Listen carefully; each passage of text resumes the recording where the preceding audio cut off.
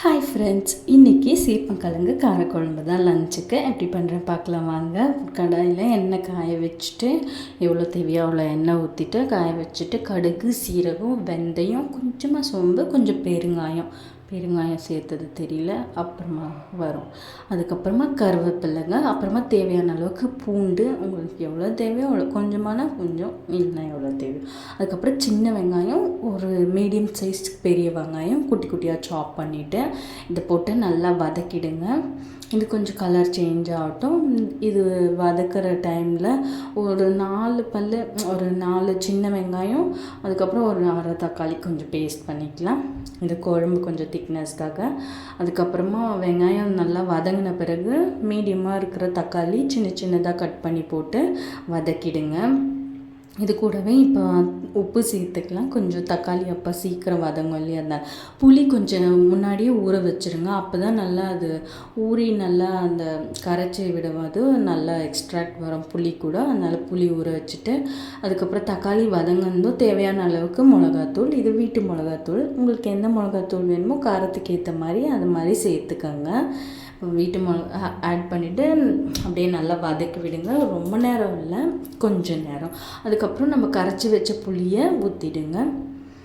முன்னாடியே வந்துட்டு நம்ம சேப்பங்கிழங்க குக்கரில் போட்டு வேக வச்சுக்கணும்.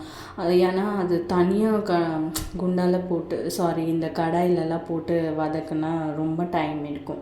அதனால் முன்னாடியே வேக வச்சுக்கினா நம்மளுக்கு கொஞ்சம் ஈஸி வேலை. அதனால இந்த சேப்பங்கிழங்குனாலே எனக்கு பிடிக்காதுங்க. ஒருத்தர் சொன்னாங்க, எனக்கு முட்டி வலி பிரச்சனை வந்துச்சு. அப்போது இதை சாப்பிட்டா வந்துட்டு இதில் இருக்க வளவளப்பு தன்மை வந்துட்டு முட்டிக்கு அது ஸ்ட்ரென்த் கொடுக்கும்னு. அதுக்கப்புறம் தான் நான் இந்த கிழங்கெல்லாம் சாப்பிட ஆரம்பித்தேன், குழம்பும் வைக்க ஆரம்பித்தேன். அதுக்கு முன்னாடி நான் இந்த குழம்பே பண்ண மாட்டேன். அதுக்கப்புறம் குழம்பு நல்லா கொதி வந்துருச்சு.